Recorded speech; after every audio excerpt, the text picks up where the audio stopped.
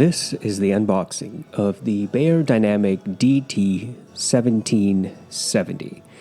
The successor, the big daddy, the younger brother, whatever, to the DT770s that came before. Now, this I received used, so there is no outer box, but it does come in the case, so let's open it up. One of the things I want to emphasize is that this pair of headphones goes for anywhere between $500 and $600. And for that amount of money, I would have expected something more. Well, let's just get to it. The case is a sturdy case. It's a rectangle, and it's hard, and it, it'll hold up to modicum amount of grief. But there's nothing special about it, obviously, and not that there should be. It opens up quite nicely and just easily opens over. Now, what I do like about this case and Beyerdynamic's take on packaging is that it's very minimalistic, it's very German, and everything has its place.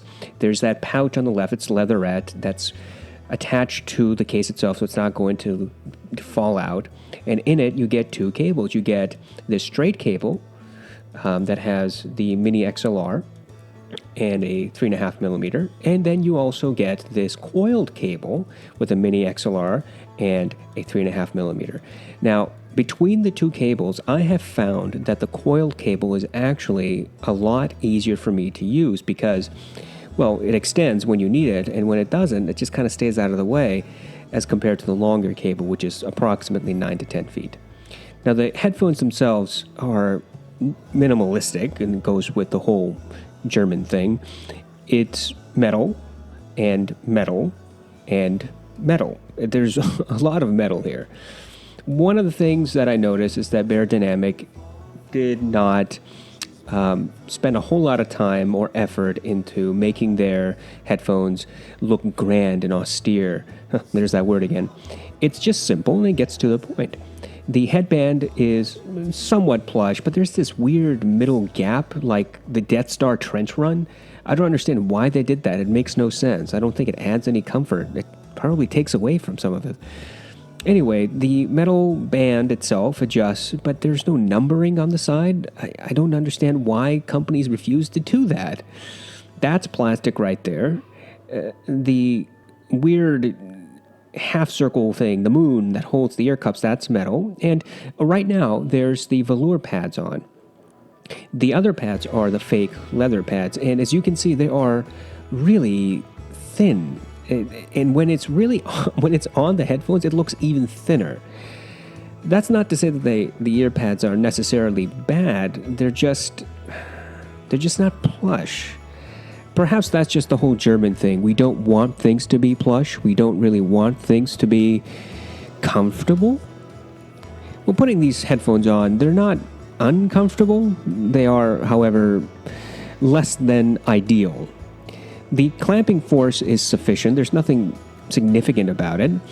It stays on your head, and if you move around, get up and walk to the other side of your desk or pick up something from the ground or something like that, it's going to be fine. There's not going to be any difficulty with regard to it falling off your head accidentally by the slightest movement. Now, playing music to the headphones is an interesting experience. I would not have pegged these at $500 or $600 headphones. I mean, they sound good. They're just not $500 or $600 good.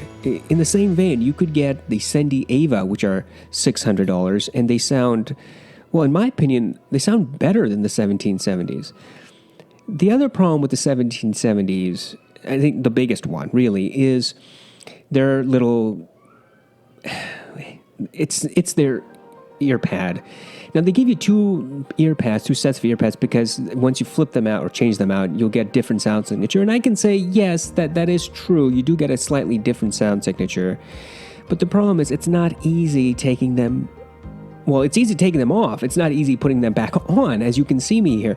I struggled with this, and I'm going to just let you watch me try to struggle with this. If you've ever changed ear pads on any other pair of headphones, it's a relatively simple affair.